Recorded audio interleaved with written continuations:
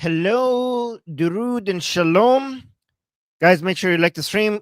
Guys, I did a stream yesterday with you guys talking about signs that there's a new rounds of attacks seeming to be imminent any day now. Israel attacking the Islamic Republic, uh, the situation in Iran. But within the past 24 hours, we got a huge new list of reasons that more reasons for why an attack could be happening any day now or even any hour. Like I don't know. I'm looking at it seems like every expert, every analyst everywhere is suggesting that we could actually be the second rounds of the attacks, the phase 2 of the war between the Islamic Republic and Iran and Israel could happen as we speak, live right now. Everything is pointing to the attack happening any minute now. I don't know if you guys seen it. I know I'm gonna go through just many things just happened in the past 24 hours. So I'm gonna go over them with you guys. By the way, Heavy Griddle, you're amazing. By the way, you're always welcoming people in the chat, saying hi to them. So thank you so much for always being here. You're awesome. Okay, I see other people are here. I see Sam is here, Tora is here, Vic is here. But wow, the chat is busy. Amir, hey, Amir is here. Angry Keyboard Warrior is here. Is this a good hour? Is this a good hour? By the way, guys, I know that I scheduled the stream, and after I scheduled the stream, I realized people messaged me regarding the whole situation right now in Syria, regarding to the Druze being attacked. I will probably look into that because I know this is just happening right now. I have messaged the people you asked me to message to bring on to talk about this tomorrow, same time. I don't know if they're going to respond to me or not. Maybe go tell them to please respond to me. I messaged Khalifa and also Mansour Ashkar. I messaged them on Twitter. I haven't received any response. I will do if they respond to me tonight, your time in Israel, guys, and confirm that same time that we're going live today, that they're going to be on the show with me to talk about this tomorrow. Then yes, I will do a show with them. However, if I don't hear back from them, then I'm not going to be able to do a show with them. Okay, but I'm listening to you guys. Listening to you guys are telling me to do this, and I'm listening to it. Okay, so please go tell them that hey, I messaged them on Twitter. Please respond to Armin and have a show with him. Basically, it's exactly this time, or maybe 1 hour earlier. Is this a good time for Israel? Let me know. Oh, people are saying 10 p.m. is pretty good. Is 9 p.m. better or 10 p.m. for Israel? Oh, hey, D's here. Fantastic. Oh, Darko is here. D saying the Druze capture one of Jonoli's tanks. Guys, I don't know if this is Jolani doing all of this. Like, I know a lot of you keep blaming. I'm not saying D did that, but I really like. I'm not saying Jolani or Al Shara. I'm not saying he has the best of intentions, but these things that are happening against the Druze are not in his interest. I think this doesn't suggest that he is doing it to the Druze. I think it suggests that he doesn't have control over his men. So UV saying it's Jolani doing this. It makes no sense. It doesn't serve his interests. Right now, Jolani is desperately trying to have a peace agreement with Israel and also with United States, also with the Arab countries around the region. This is completely goes against everything that he wants. It makes no sense for him to want this. This is not him. Yeah, Bardo is here. Bardo saying this is not Jolani's plan. This just shows that he cannot control his people. No, like okay, you guys are making stuff up. Saying it does. They're testing Israel to see how they respond. Why would you want to test Israel right now? Why would they do that? Like what purpose would that serve? This is the wrong time to test Israel. This is like Israel has proven to be very dangerous to people who test it.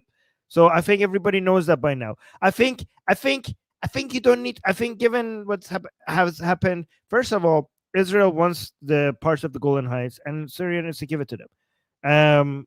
So yeah, this is not. This makes no sense. Makes no sense.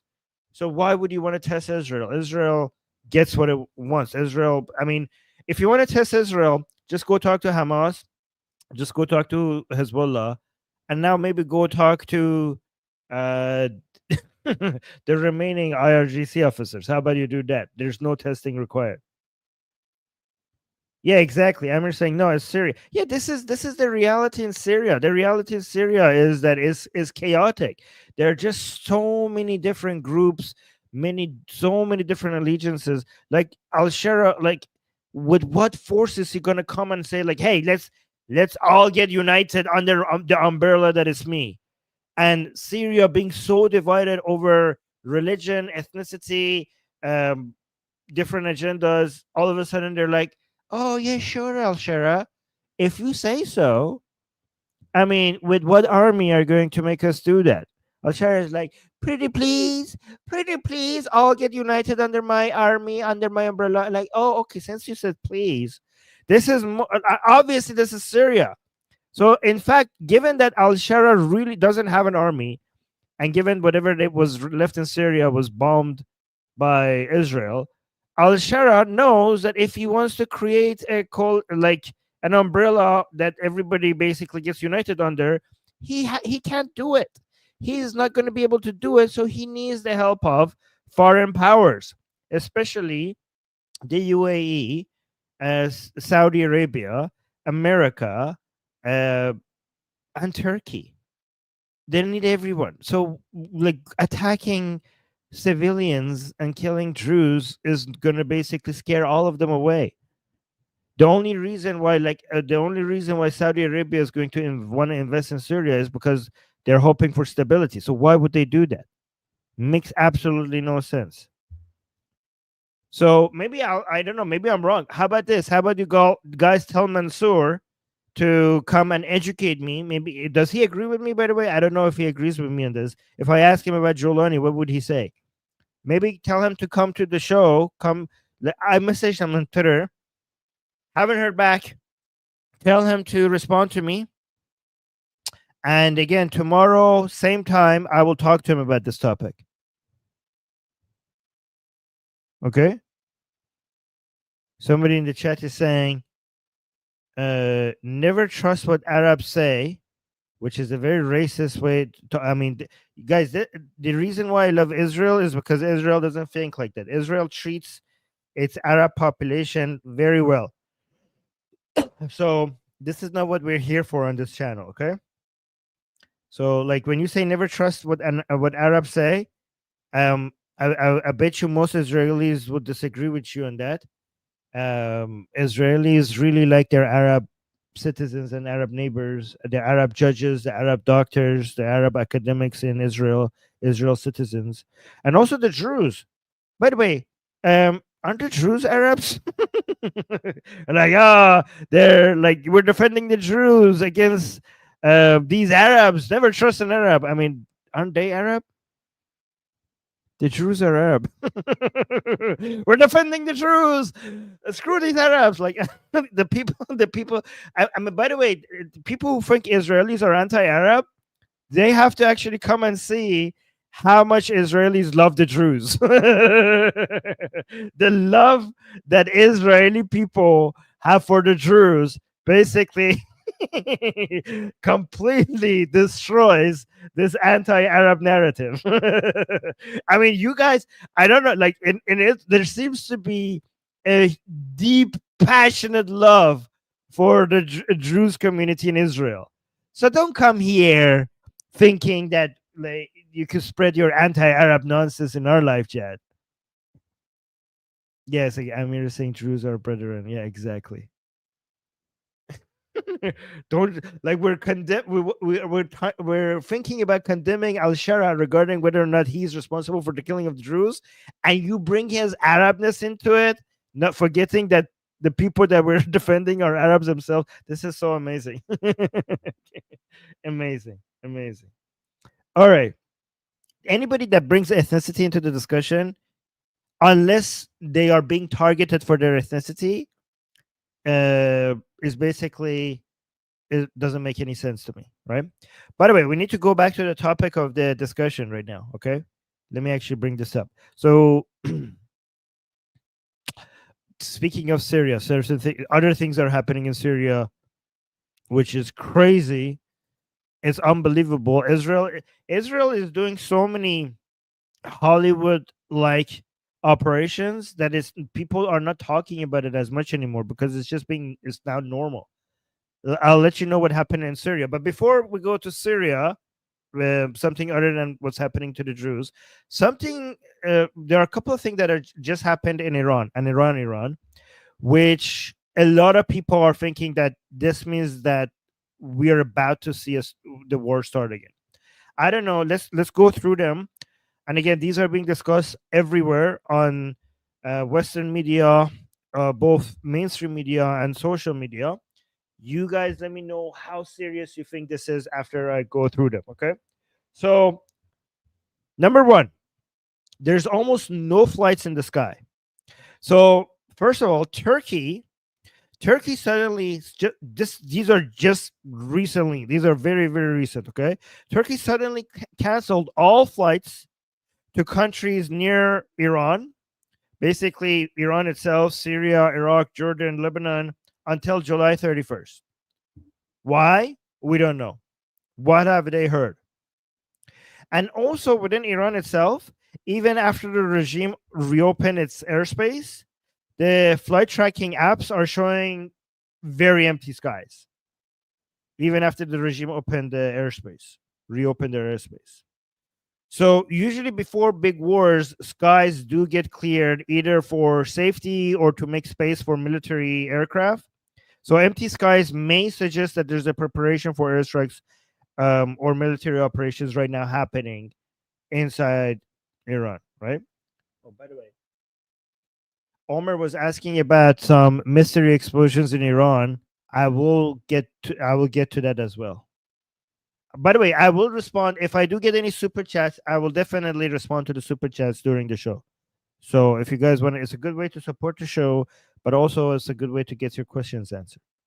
So another thing, so that's number one. Two, there is a specific spy drone, American spy drone, U.S. Navy spy drone called the MQ-4C Triton. I don't know if I'm pronouncing it right. It's a MQ-4C Triton drone, and that it has been spotted going around the Persian Gulf in circles. Like you could actually see its path for some reason on website. I don't know why you could actually observe the path of the spy drone. So why is it so accessible? But it is accessible, and people are referring to it. Oh, I got a super chat. I will read it soon.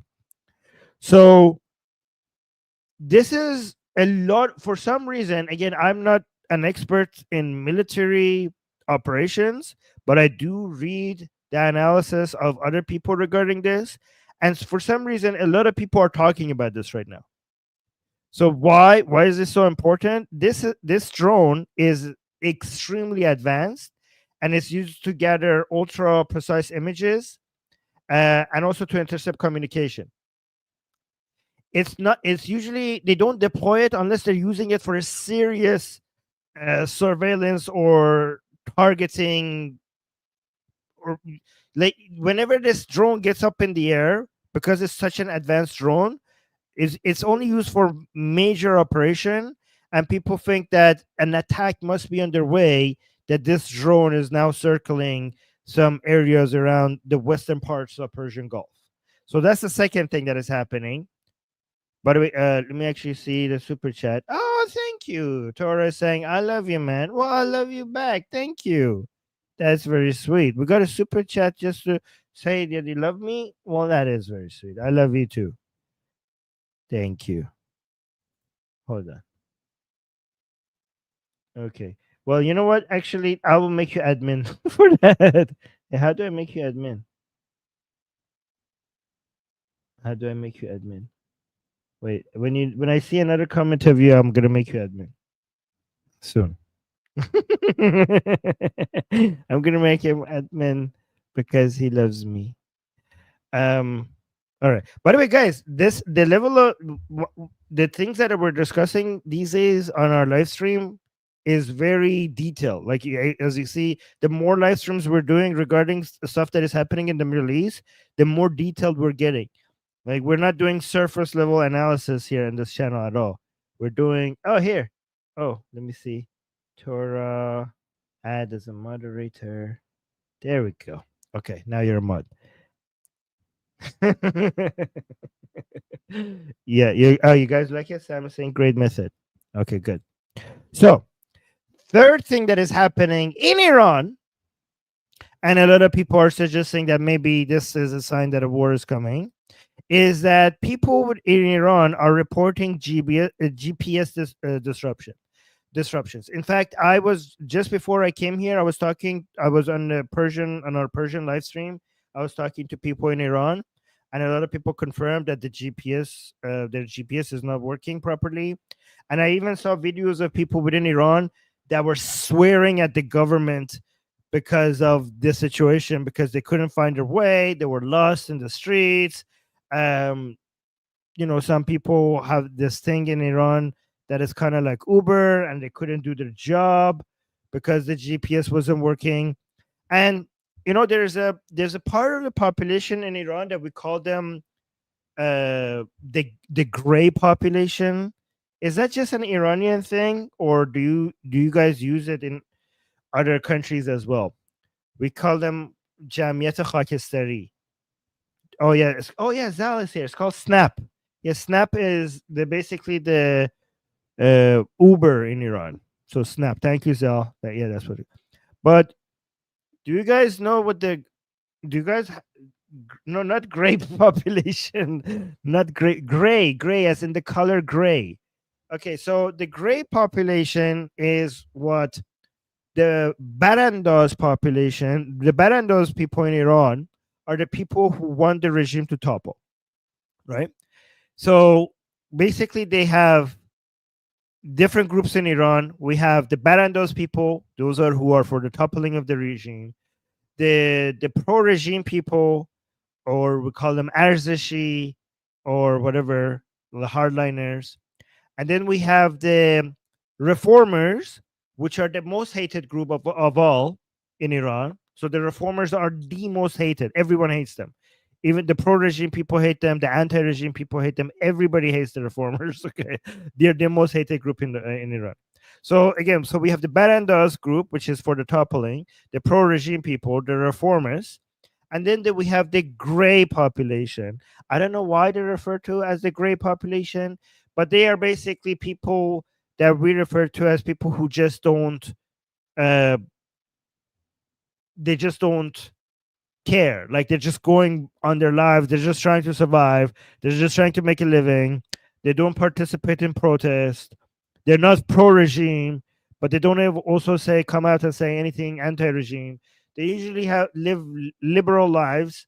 They're trying to have fun, they're trying to go to their parties, they're trying to get their education, they're trying to increase their income.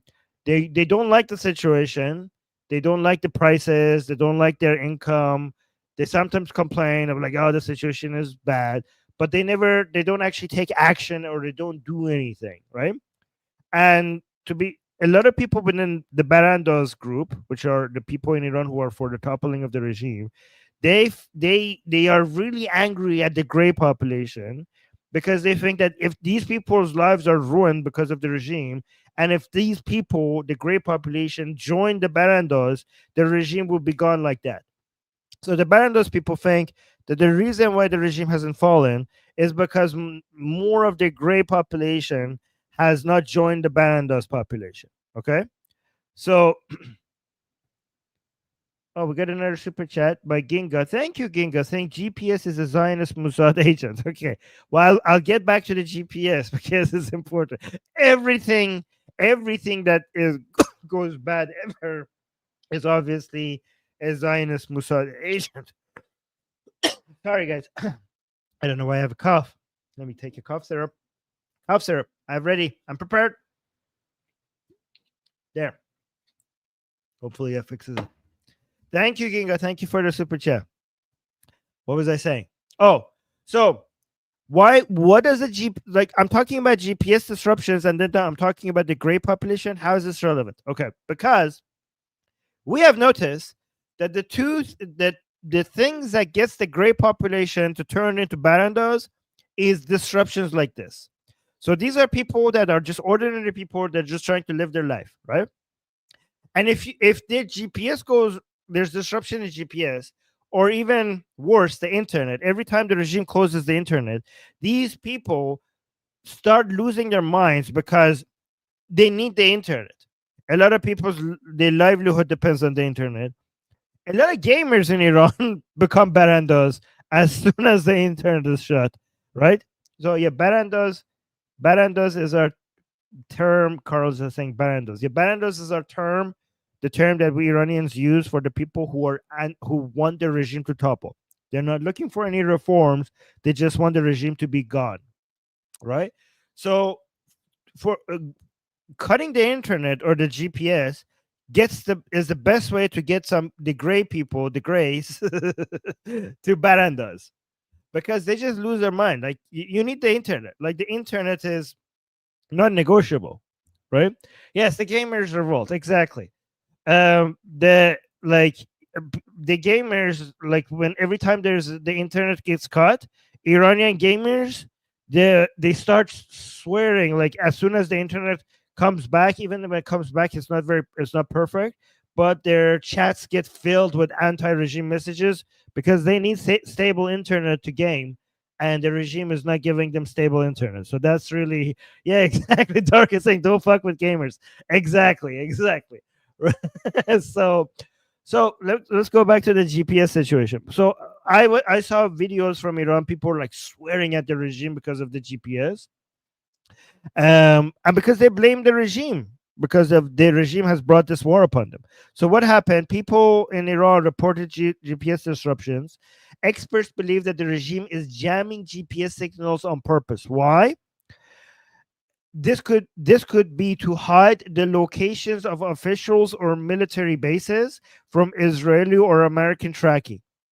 This type of electronic warfare often happens right before military strikes. That's why so the regime is disrupting the GPS signals because they're trying to save their highest officials. And some people are saying that this suggests that an attack is imminent. I don't know. I'm just repeating what these people are saying. Okay.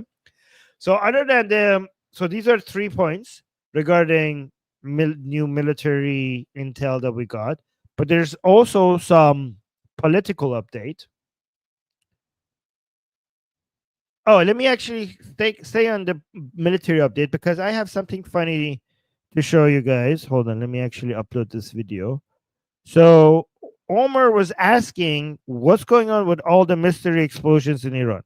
That's actually a very good question because there's a apparent ceasefire after the 12-day war, but there's almost every day there's some random explosions somewhere in Iran, multiple random explosions somewhere in Iran, which suggests that Israel is still there.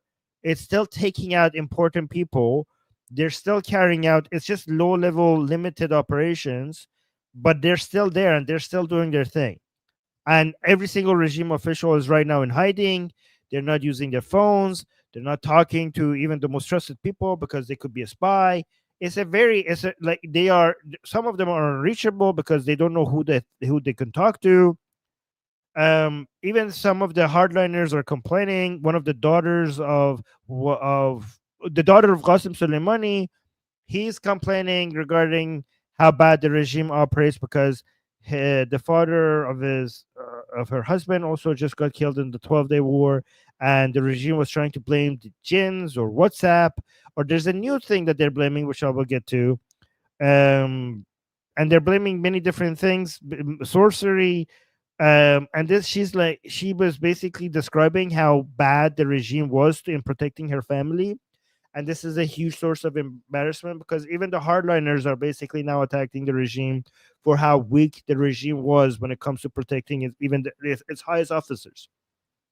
So all of these explosions now the new thing the regime is not admitting that any of these explosions around the country has anything to do with Israeli attacks.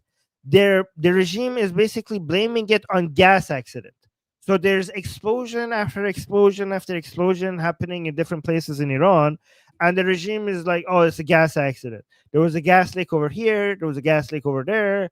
And some of these gas leaks were in empty buildings that nobody had even uh, apartments that were not even finished, so the gas was not even turned on there. And apparently some of the regime officials were meeting there because they were trying to meet in a building that wasn't even occupied yet, in an apartment that wasn't occupied yet, thinking that Israel would not think that they're there because the apartment is unoccupied. But apparently they found them and they took them out over there as well. Maybe, I don't know, we have to see if any of this gets confirmed. That's what people are saying.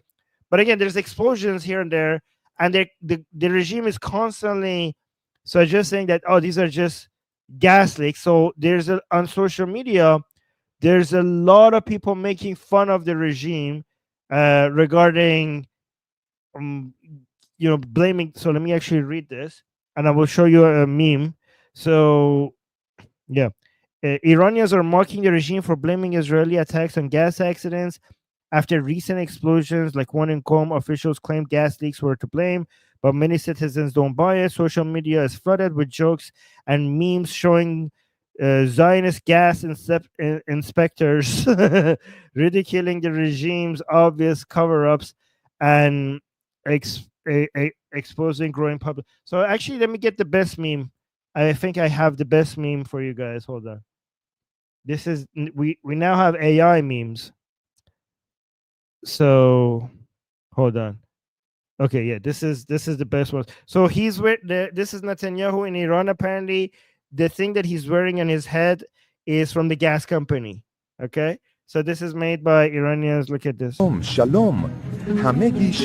Wait, what? Shalom, shalom. Shalom, shalom. Hamegi shalom. Ey zendegi shalom.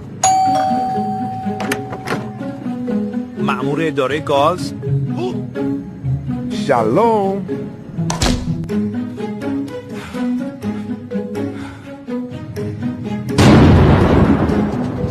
Right. Okay, so yeah, this is just one example. So wait, do you want me to translate?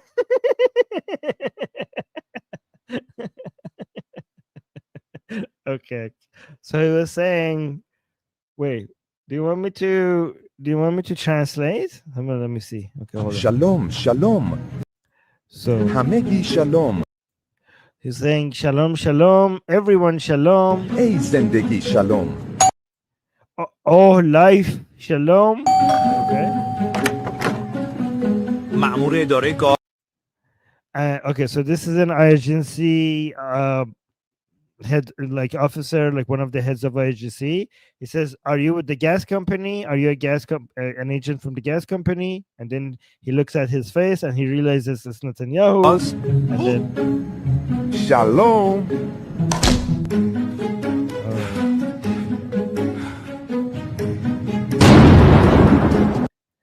Yeah, okay. So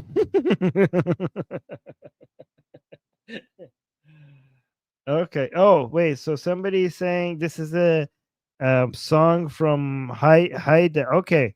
So Shalom Shalom. Okay, so it's apparently a song by a famous Iranian singer. I didn't know that.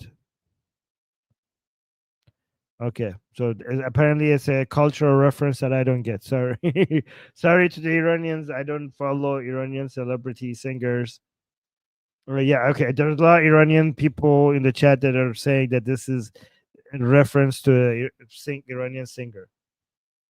Anyways, so yeah, just a taste of many, many. Oh, salam, salam, zendagi salam. Okay, so Haida, which is an famous Iranian singer. Apparently, she has a song that says "Salam, salam, zendagi salam." So they just changed that part to "Shalom, shalom, zendagi shalom" to make it Jewish.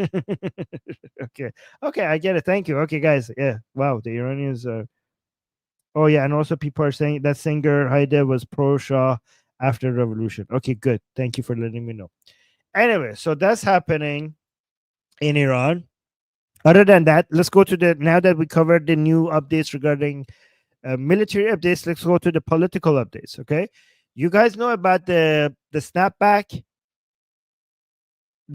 at the UN. Do you know what that is? How many of you are aware of this? Okay, so it's a process that lets Europe and the US and reimpose UN sanctions on the Islamic Republic if the regime violates the nuclear deal. So there's now a report that the regime has violated the nuclear deal and has been violating the nuclear deal for a very long time. Unlike people like Kyle Zelensky and others have been telling you, now finally the IAEA is also coming out and saying like, no, they have always been violating it. Remember how many people told you that, oh, they were abiding by the rules until Trump came and threw out the deal? That was always a bullshit lie. They have always been violating it. They haven't been violating it in the places where the inspections were happening, but they were doing their things in other places throughout this time.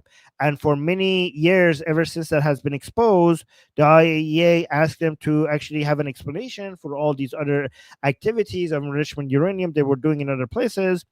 And eventually, given that they never responded, they never addressed that, finally the IAEA came out and like, okay, so you are in violation of all these agreements. And finally now the snapback is happening.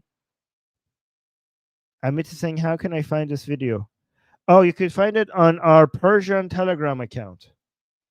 Do you want our Persian Telegram account? Here, I'll send it to you. If you go to our Persian YouTube channel, within the description, you're going to find our Persian Telegram account. I posted it there already. Thank you, Amit, for the super chat. And thank you, everybody, so far for the super chats. The super chats really help us grow the channel. It's really good. Memberships and super chats are a good way to support the channel. So thank you for both of those. So guys, the snapback. So a lot of people might think like, so Armin, what's the big deal? UN sanctions on the Islamic Republic, that's going to happen. If that happens, isn't Iran already under sanctions? Guys, this is so much more devastating, unfortunately, also to the Iranian people. And again, it's not happening by Israel. It's not being done by Israel or the United States. The countries that are basically bringing back the sanctions, the UN sanctions, it's Germany, United Kingdom, and France. This is very significant. This is like a nuclear bomb. The effects of this on Iran are far, far more significant than the 12-day war. And I know it doesn't get covered in the news as much because the news wars are usually more interesting than sanctions. What is this? Guys, okay, yeah. What the hell? Okay, somebody was spamming. Thank you for that, admins. Yes, so if somebody is spamming, you could basically use your admin powers, but only if they're spamming. Oh, Muhammad, we just became a new member. Thank you so much, Muhammad. Appreciate the support. So, guys, the snapback, if it happens, that means the sanctions that right now Iranian people are experiencing because of the regime is only being enforced by the United States. This snapback means that all members of the United Nations, I think that's 193 countries, right? All of them will have sanctions on Iran. Every single one of them. Do you understand what that means? That means that there will be no trade, no political activity, no trade activity, no insurance, nothing with any country, any of the countries. Do you understand what is going to do to the economy of Iran? And the fact that this is happening to Iran because of Germany, the UK, and France. So I just said there's a global unity right now happening against the Islamic Republic. Like it used to be, sometimes we have, Europe being aggressive against the Islamic Republic and the United States were doing appeasing. Sometimes we had United States being aggressive and Europe was doing appeasing. Right now, and at the worst time for the Islamic Republic, everybody seems to be united. Like the whole world is seeming to be united against the Islamic Republic, and even Russia and China are showing the middle finger to the Islamic Republic. So even Putin came out and said that they are basically they're allied with Israel. I don't know if you guys saw that because they asked Putin regarding the 12-day war. Why didn't they came to support the Islamic Republic? Putin said, "Do you know how many Israelis are Russian?" Like he basically pointed that out. And they also asked China if because the Islamic Republic is right now desperate to go and buy some air defense because they're naked. They're naked, and anybody could come to their airspace and basically do whatever they want. Oh, Susie's here! Wow, I'm so happy. Susie's here saying, "Make sure to like the stream." Oh my god, I'm so happy. Okay, so what was I saying? Oh yeah, so I was saying I got so happy. Yeah. So China just came out and says there's no. They asked China if if they're going to sell air defense to the Islamic Republic because the Iranian officials are constantly going to China begging. They're begging for some air defense because they have nothing right now to protect their supreme leader, and their supreme leader is butt naked right now. Is basically Israel can do whatever it wants with it, with the supreme leader's butt. But they're like, "Hey, China, can you cover our supreme leader's butt, please? Israel can grape our leader any day now, our holy leader any day now." And China is like, "Hell no, hell no!" Like China was very, very. It's not. So this is very interesting because some people were actually some people like some idiots like Tucker Carlson were suggesting that maybe China and Russia will actually enter the war against the United States and Israel to defend the Islamic Republic, but they're actually doing even less than that. Because I said that I told you guys that there's no way Russia and China will come to defend the Islamic Republic militarily if a war like that happened. I told you guys. I've been telling you guys that for a couple of years now. I told you the most Russia and China would be doing is two things. Remember, I told you this? I told you they will, in defense of the Islamic Republic, they would write angry letters. Like, the United States should not be doing this. Israel should stop.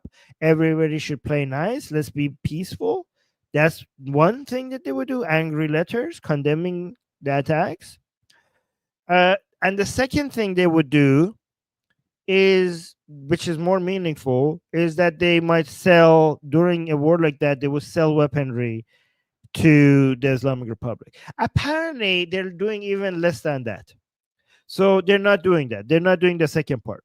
They're not even selling weaponry or defense, anything, any defense system to the Islamic Republic at this time.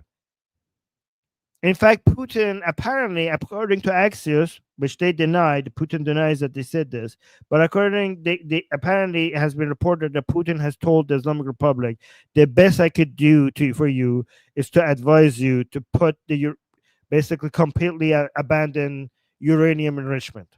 Just stop it. Just stop. Just stop. You're not gonna be around for much longer if you could keep insisting on that. And the Islamic is like, hell no, we're gonna this is going to be a hill that we're gonna die on. Enrichment of uranium, we're not gonna give it I mean, I thank the Islamic Republic again. Let me remind everybody in this chat that we support the supreme leader and the Islamic Republic in their plans to continue to enrich uranium, because that will basically bring their toppling a lot closer. I genuinely hope that they never give up on enriching uranium, because that is, if they do, that would maybe this unity that we have around the world to talk to basically for regime change. Apparently, a regime change. Let me actually tell you why the Europeans are now a lot more aggressive. One reason where Europeans were always like against regime change was because they had this understanding that if the Islamic Republic gets close to collapse, they're gonna do something crazy. They're gonna do something crazy. They might close the Hormuz Canal. I don't know. They might throw their missiles at everybody and everything and at all everybody at once. And they're like, this is these people like we shouldn't. These people are mad. They're dangerous, right? And remember when Hamas was paralyzed? People were like, okay, Hamas was paralyzed, but Hezbollah is a different beast. They are much more powerful, and they're not going to go that easily. And then Israel went after Hezbollah, and Hezbollah is now paralyzed. I'm like, okay, guys, Hezbollah was easy for Israel, but the Islamic Republic, that is obviously a completely different level. That's not gonna. They are strong. They're gonna be able to do things. They're gonna bring World War III, and then during the 12-day war, we were like, okay, apparently this was also a paper tiger. Okay, they're like, nothing happened. Okay, they nothing happened. They tried to start making it. Okay, honestly, the best they could do is AI images of nuking Israel. Okay, that is the best they could do. Okay, but other than that, so yeah, not much. I mean, honestly, obviously, all the 30 people who died in Israel, every single one of them is tragedy. uh, you have to put it in perspective to other wars that Israel has been in.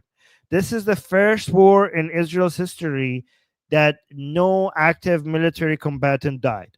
Okay, do you understand?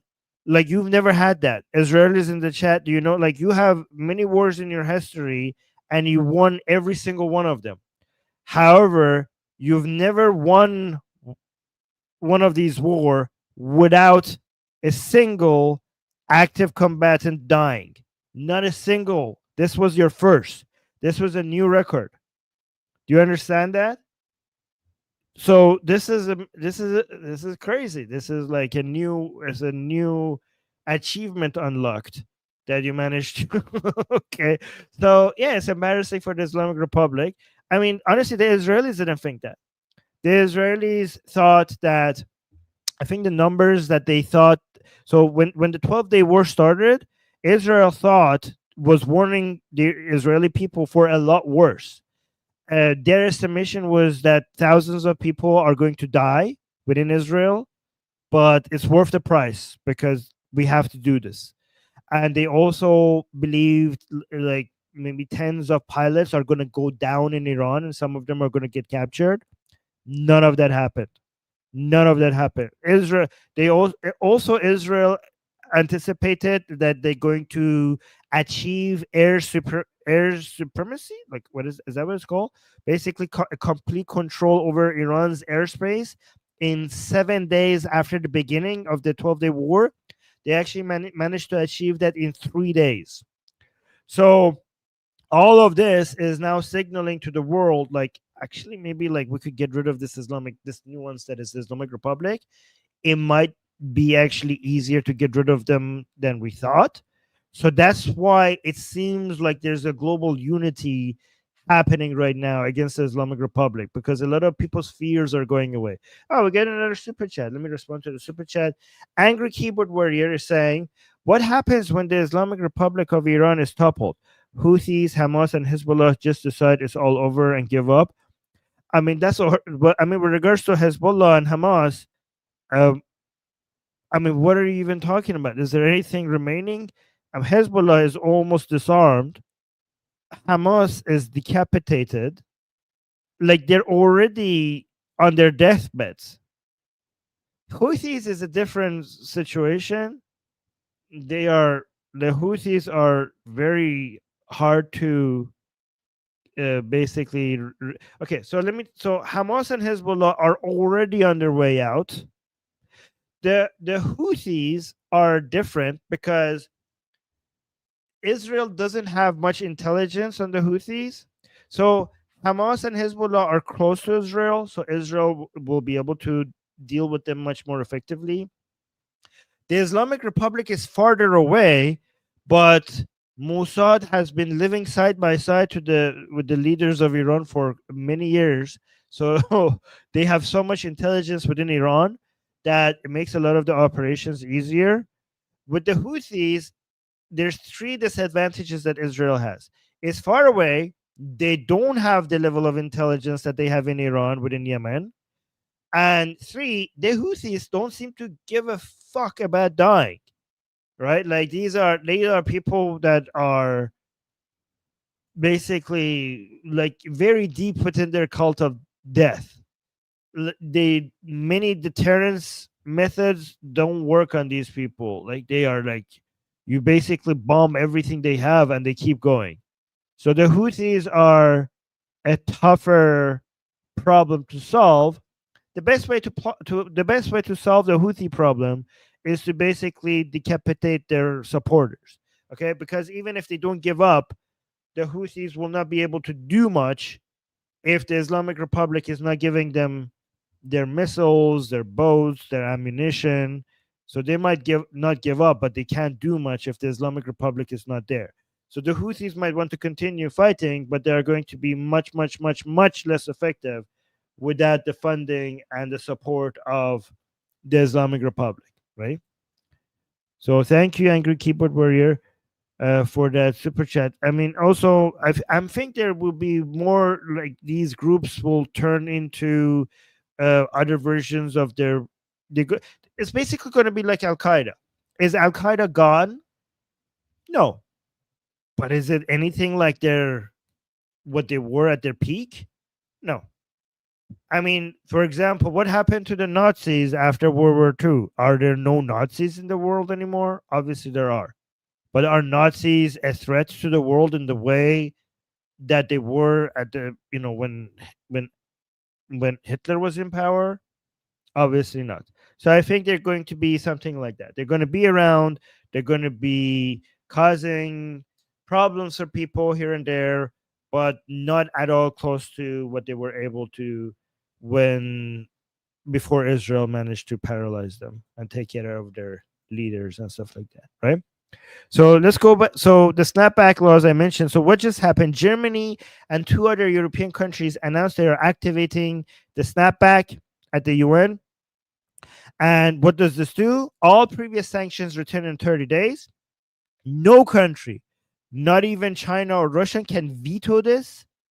After this, the Islamic Republic will be seen as a global threat, and military action could become legal under international law. It will become normal because right now, a regime change in Iran could still be considered a red line by many international observers.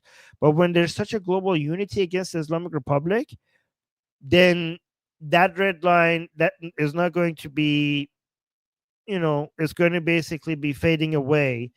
Like it's not that big of a it's not that taboo to think about that. It's being normalized. Like you see, even the countries who are condemning Israel, they're mostly focusing on Gaza. When it comes to Islamic Republic, there doesn't seem to be much of a pushback, other than people like Tucker Carlson or Candace Owens and people like that.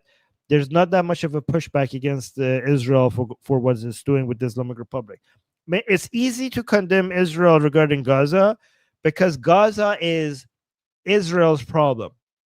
So you're speaking from a position. If you're like a European country and you're condemning Israel over Gaza, it's easy to do that because Gaza is not causing you a problem. It's not a problem for you that you have to solve.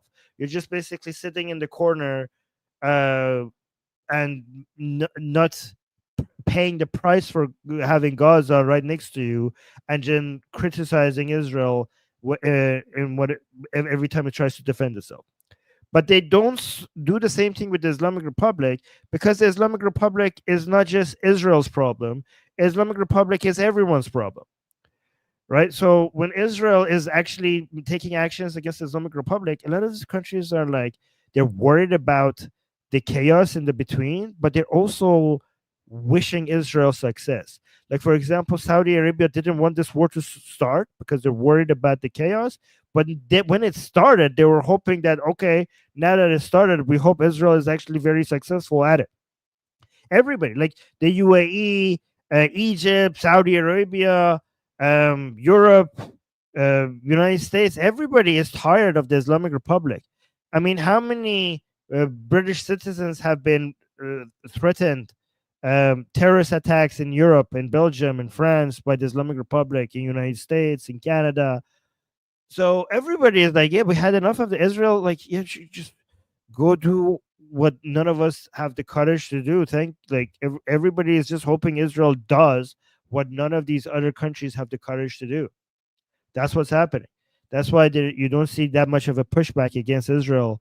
And again, guys, if Gaza was such a problem, if Gaza is a threat to Israel, if Gaza was causing this much problem for all of these other countries, you wouldn't see this level of condemnation against Israel. It's just so convenient to condemn Israel when you're not actually paying the price for having Gaza right next to you, right? And again, it shows that this is not really about morality and defending people. This is just about what is politically convenient and what's not, right? So, okay, so let me see. Israeli commanders. Oh, let's go to Syria. Let's go back to Syria. We started with Syria. Let's go. So, I don't know if you guys saw this. So, Israeli commandos just pulled another Hollywood operation in Syria. So Israeli forces entered Syria, captured Islamic Revolutionary Guard Corps agents from the Quds Force, which is an elite unit, and brought them back to Israel. Let me give you actually more details because this is absolutely shocking. The Islamic Republic had its Quds Force in Syria getting ready to do a terrorist attack on Israel in response to the 12-day war.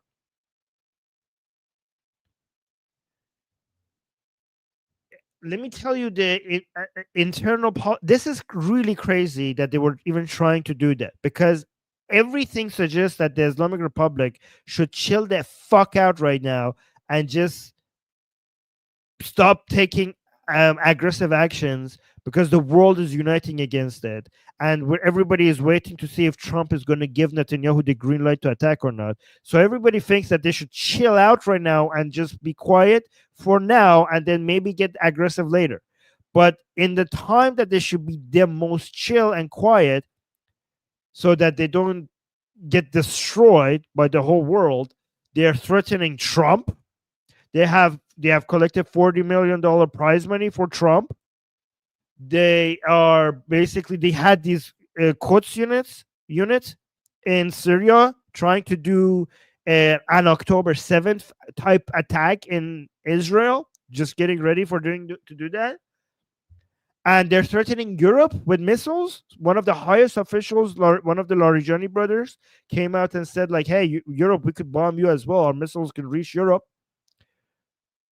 And yeah, this is basically, I don't know, maybe every single one of these, there's two explanations for this. Three. Either they're all delusional and they still think that they're powerful and they could do all of these things. Or two, every single official that is basically giving these commands or saying these things, they're part of Mossad and they're just there within the regime saying these things and planning these things so that they could bring the toppling of the regime closer. okay.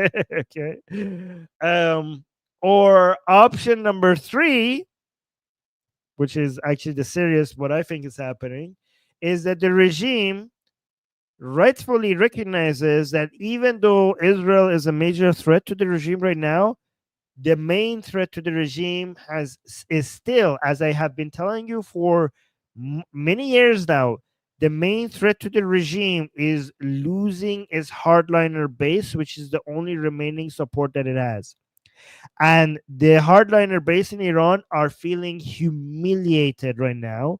and they're turning against each other and they're fighting each other. Some of them are acting like they're strong. Some of them are admitting that they're pathetically weak. And the regime, if the regime cannot save face, remember I told you the regime. There's three things that is making the regime lose face among its own supporters. One, the number of Iranian women who are in the streets without hijab. Two, the fact that they're going back on the negotiation table with Trump, who killed Qasem Soleimani. Three, their inability to strike against Israel, even though when Israel comes to Iran and does whatever it wants.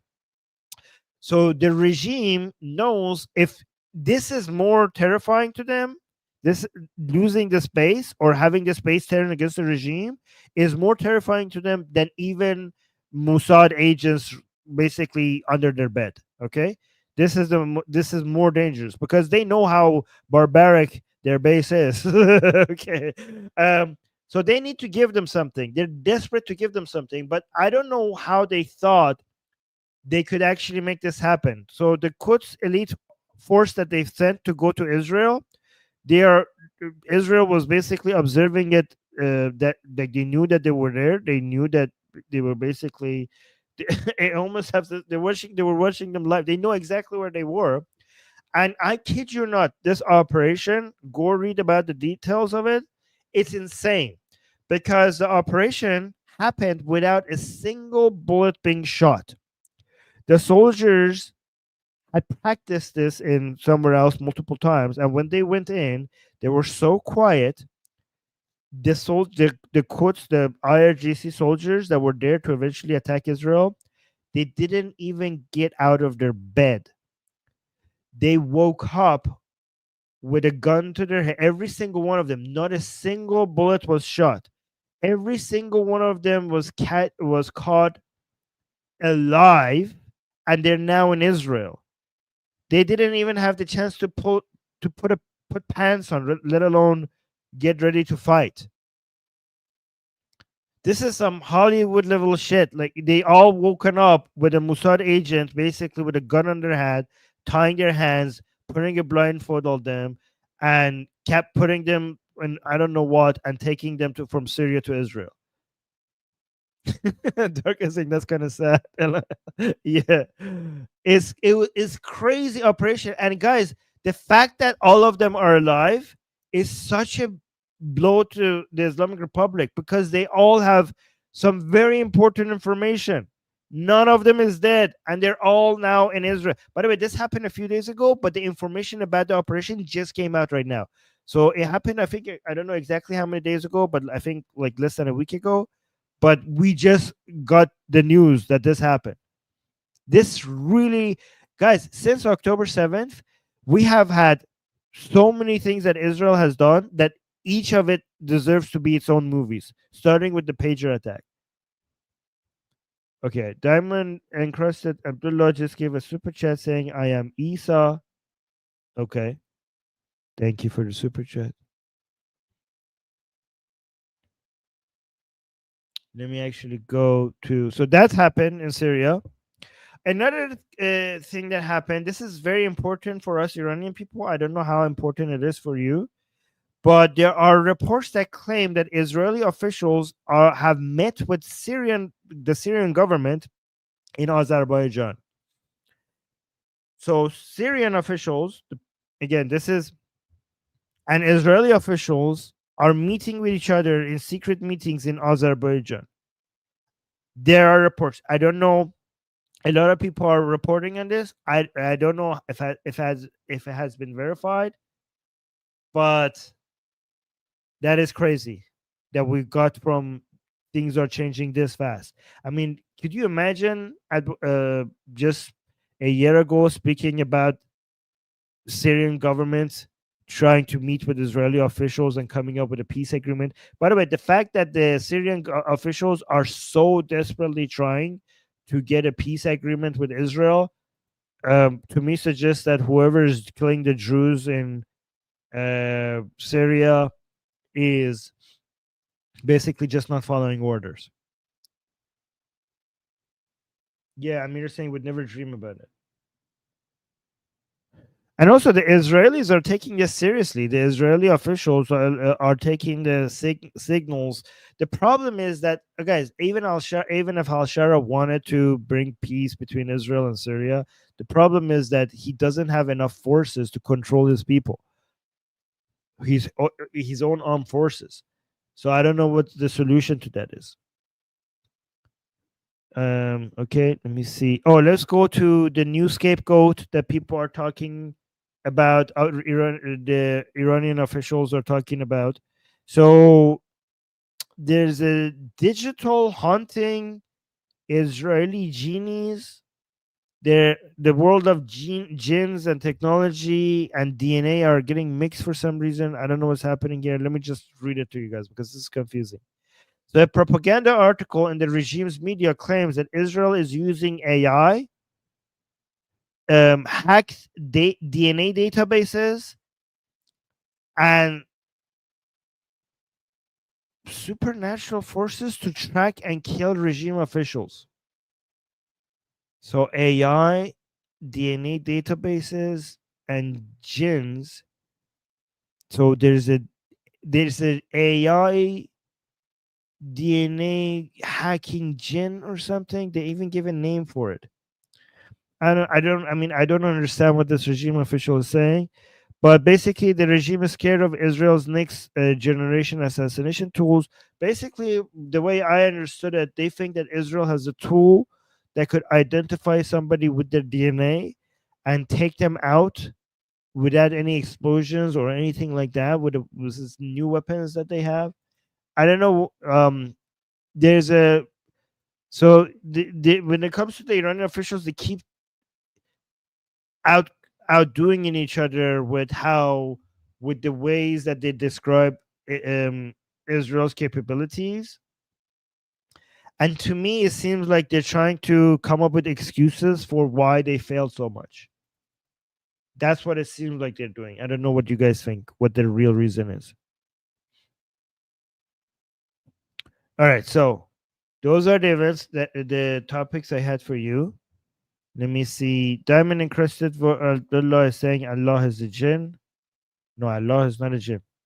But thank you for the super chat.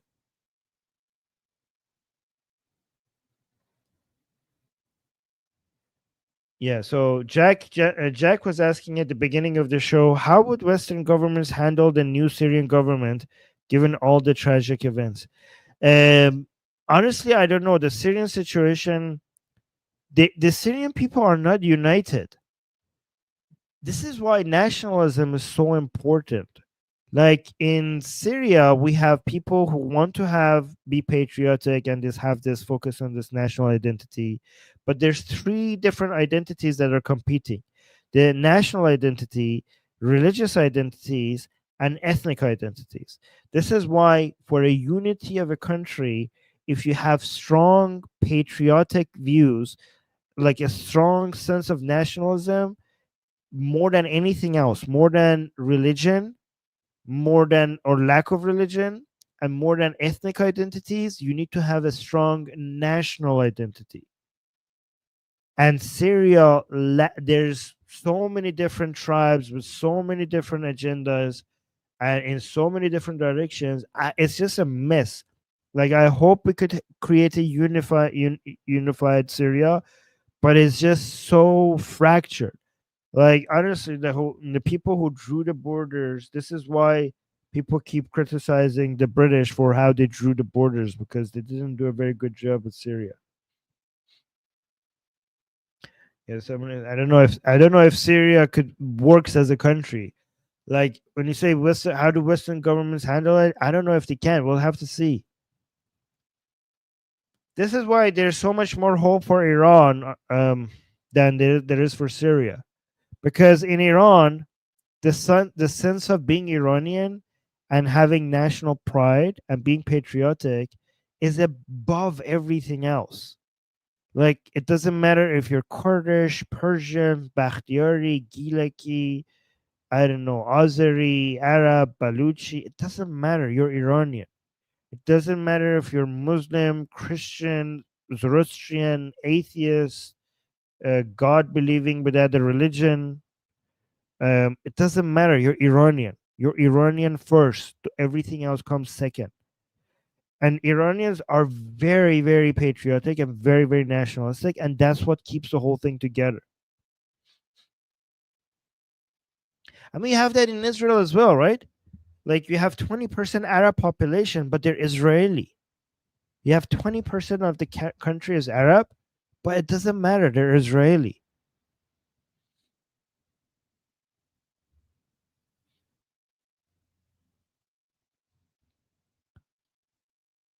Yeah, even Torah is saying yes. Okay, well, Diamond Encrusted Abdullah has a super chat, but because it's not relevant, let me go to Jack. Okay, another comment by Jack, and then I will go to it last because I don't know, it's probably a weird comment. Jack is saying, Armin, what are your thoughts on former Israeli PM Ehud Olmert's criticism of the war in Gaza? I mean, didn't he call it a genocide? If like last time I checked, if I remember correctly, he called it a genocide. Which, if he did, that's absolutely fucking bullshit. Like he doesn't understand how genocides work. If he said that, did he call it a genocide? I mean, anybody who refers to what's happening in Gaza a genocide by Israel, obviously they have lost it. They have no idea what they're talking about. Oh, let me actually.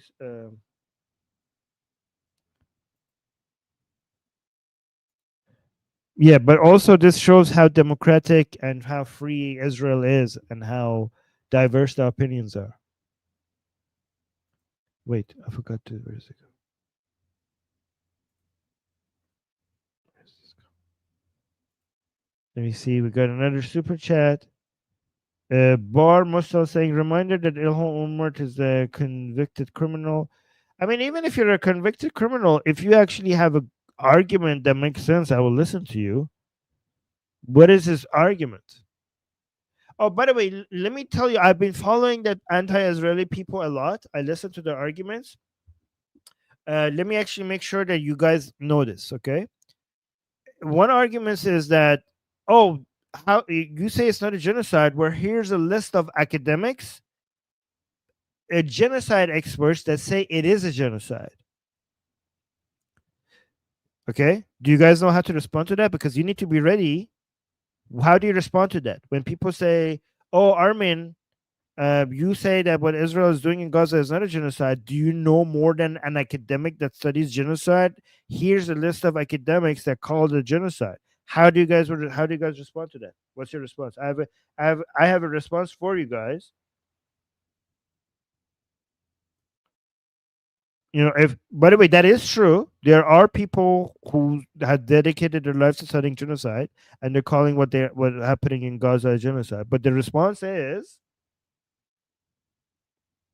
no, it's not fallacy. It's not a fallacy of appeal to authority because the actual fallacy is appeal to false authority, and this is not false authority. These are people that study in this field. No, leftist nonsense is not a good response. Yeah, okay, angry keyboard warrior got it. The best response is that, well, here's a list of academics who study genocide who say it's not a genocide.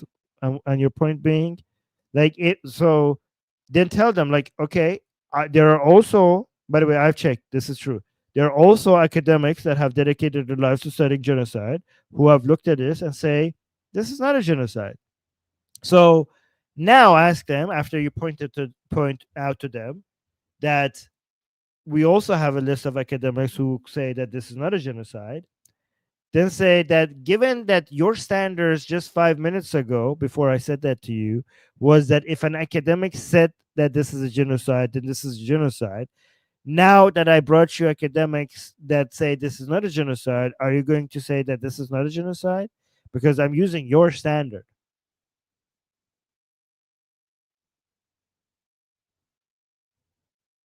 So that's in my opinion, that's the best response. So how about we actually look at the now that we have decided that just pointing to academics that have an opinion is not a valid way to come to a conclusion. How about we actually talk about what the argument actually is for the genocide? Like, how about we do that? That's my response. Carl just gave us a super chat saying some say that Netanyahu deliberately prolonged the war to keep in power. Your thoughts? If he did that, I thank him for that because he's doing a good job. So I want him to stay in power. Okay. Given that Netanyahu has done such a great job in defending Israel and basically paralyzing the greatest enemies of the Iranian people, the Israeli people, and the world, if he's doing anything to stay in power, I hope he does more of that. I hope he does everything that he possibly can to remain in power because he's doing such a great job in eliminating the enemies of the world. That's my response.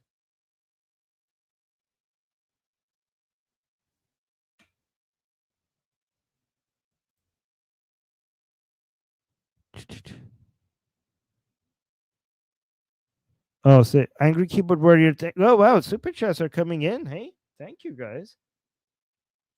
That's very nice. Okay, let me actually make sure I got all of them. Wait, Bar. Did I respond to Bar? Yes, Bar said he's a convicted criminal. Angry keyboard warrior saying, I think Omer said war crimes, but not genocide. Well, here's the thing. I, this is the problem with this argument. Okay, have war crimes happened by Israeli soldiers in Gaza? Of course they have. How could they not have? It's a war. Not every soldier is going to behave properly.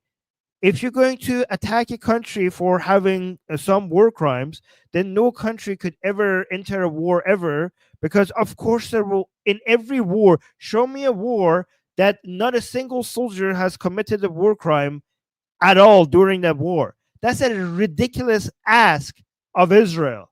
So the question, if somebody asks you, uh, have Israel committed war crime in Gaza? And like Israel as a whole or some Israeli soldiers? That's what you need to clarify. Because if you ask me, Armin, have war crimes been committed by Israeli soldiers in Gaza? Without evidence, I could tell you yes, because it's just a large numbers. When this many activities are happening in Gaza, I could tell you almost certainly there are some war crimes that are happening because it's war. There will obviously some soldiers will be doing something that they shouldn't be. That's how wars work. That's how every war has some of these. What you should be actually looking for to is whether it's systematic, whether if this is the policy of the army as a whole, whether the order is coming from the highest authorities of the country to commit war crimes. That's what you should be looking for. I mean, honestly, every single war crime should be found and investigated and processes should be in place to try to reduce it, obviously. And Israel has done a good job in trying to reduce them. And honestly, the results speak for themselves. The results show that Israel's army is the most humane. I mean, the numbers speak for themselves. We have gone over them many times over in the stream. And Israel, the end results show that Israel is the most moral, the most humane army on the planet. That doesn't mean that there's not a single example of war crime. I'm sure there are some war crimes by some soldiers or even some officers here and there. Of course. Like what? Is Israel just filled with saints, with no people, with no not a single bad person exists in that country, including its army? Like what the hell? I mean, and again, this shows that the point that, oh, look at war crime. Oh, there's evidence for war crime. This shows the entirety of Israel and the IDF is committing war crime because we find an example. This to me shows that the standards that the world has for Israel is that they don't apply it to any other country. This again shows to me how unfair the world is against Israel.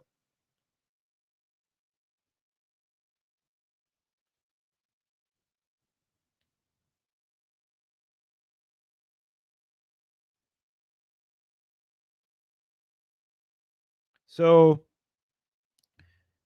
if some Torah is saying, Armin, I want to find a shorter, non-apologetic answer. Okay, here if they ask you regarding war crimes, be like, just say this: have some soldiers done things that they shouldn't have? I'm sure they have. Show me a country that has entered the war in defense of its people that hasn't had that did not have soldiers behaving badly. But what I could tell you that Israel has done, the numbers speak for themselves. Israel has done more than any other country to reduce civilian casualties, and the results speak for themselves. I don't know. I don't know how to make it any shorter than that.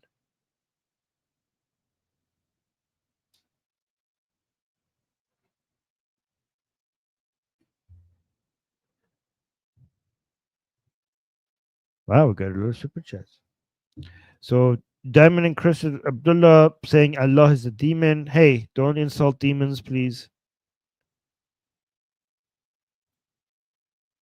But I heard Omar saying that it was a genocide. Didn't he say it's a genocide? Can somebody like check that? Okay, Diamond and Chris Abdullah saying Judgment Day is here. Yes, for the axis of resistance, for the Ayatollahs, for terrorists.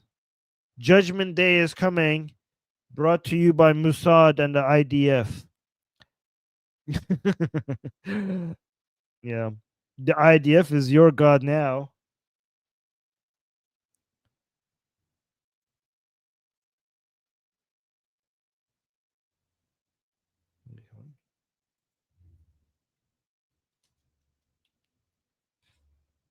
I don't know. Okay, so I have to disappoint you. Who is this person?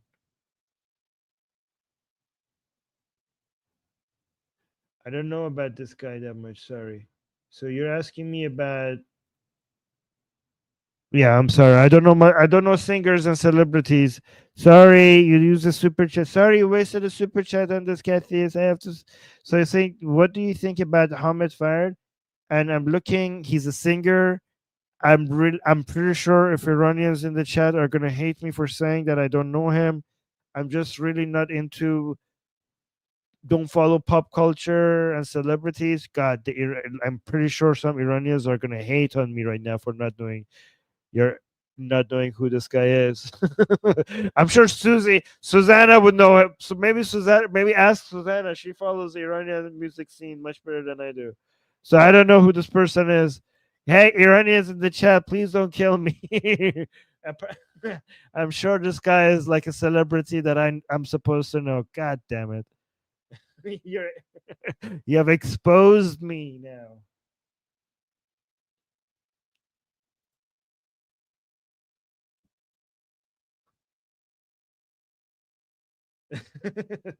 I'm here saying you have the mark of Cain now, Armin. Yes. Yeah, people are saying he's a good rapper. He's pro-Trump. He seems to be a monarchist as well, huh? Based on my 5 seconds of research. Okay, I don't know. I'm sorry. I wish him the best. Don't be mad.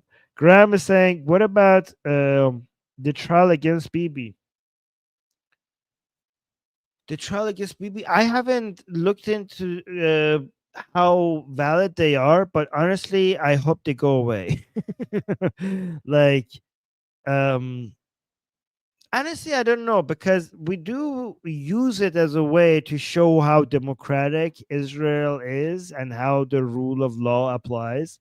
So we do, like on the Iranian media, like we take advantage of the trials against Bibi to show the Iranian people, like, look, this is the country, look how democratic and how law abiding this country is. You could be the prime minister of the country that is in the middle of the war. You could be the hero that saved this country from all her enemies and basically taking out these terrorists one by one. But if the law says that you have to come to a court hearing, You have to come to you. It doesn't matter who you are.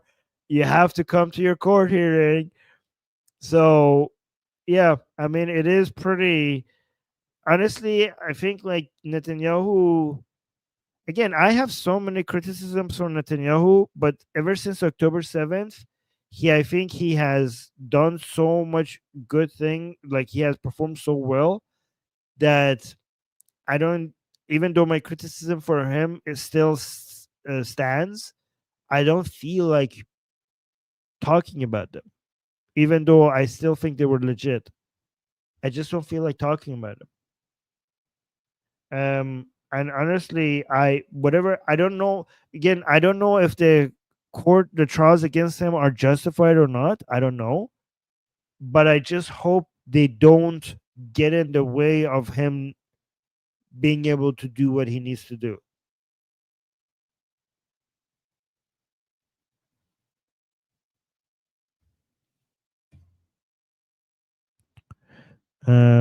Let me see. We got some more super chats.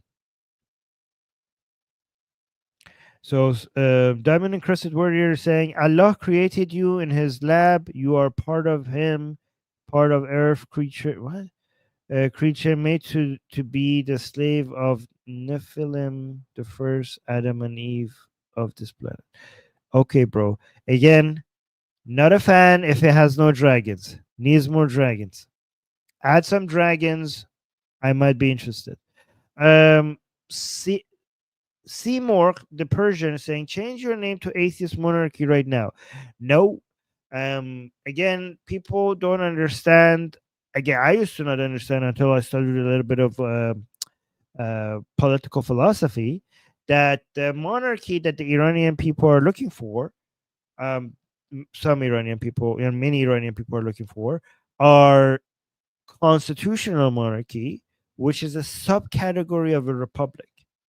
So, an absolute monarchy is not a republic, but a constitutional monarchy is still a subcategory of a republic. Because the power comes from the people. Even the monarch is picked by the people. I mean, if the people are choosing to have a monarchy, then given that the choice is coming, the power is coming from the people, the political power is coming from the people, that means that this is a republic. So thank you for that. Okay. Oh yeah, I didn't get the chance to talk about Jeffrey Epstein and Trump. Maybe next stream, if somebody asks me, maybe I'll talk about it, because the Jeffrey Epstein situation is actually relevant to the possibility of the Israel going back to war. Again, I haven't made the connected those dots for you guys, but if I do it, it's pretty unique because I haven't seen anyone else do it. So maybe I'll do it on the next stream. Subscribe if you want to see it. Oh, guys, it's very important that on YouTube, if you're subscribed to Atheist Republic, it's very important that you realize that many times that doesn't do anything. Okay, the subscribe button is less influence. Like it matters much less than before. You have to hit the bell notification. Like the bell notification does the thing that the subscribe button is supposed to do. So if you're subscribed, that's not enough. It's not enough. You have to go and next to the subscribe button and hit the bell notification. Oh, we got almost 200 likes. Thank you. Okay, guys, liking the stream really helps more people seeing the stream. Yeah, so like the stream and leave a comment. Recommend this channel. And again, you guys told me to go talk to the Druze experts that you asked me to. Let me see if I've heard back. I've heard back from Mansour Ashkar. Guys, I heard back from him. So maybe our next stream is going to be with him. Yay, we'll see. Okay, that's great. Hallelujah. No way. All right, guys. So no, I'm not gonna do a stream now. Tomorrow, same time, almost I think around the same time. I'm gonna talk to him. around the same time I'm going to be doing a stream with him if it goes well. So make sure you're subscribed so that you get to see that. Okay. All right. All right, guys. And if we have a guest, it's going to be horizontal. Okay. All right, guys. So till next stream. Love you guys. I'm Israel Kai. Javicha. Mwah. Don't forget to like the stream. Bye.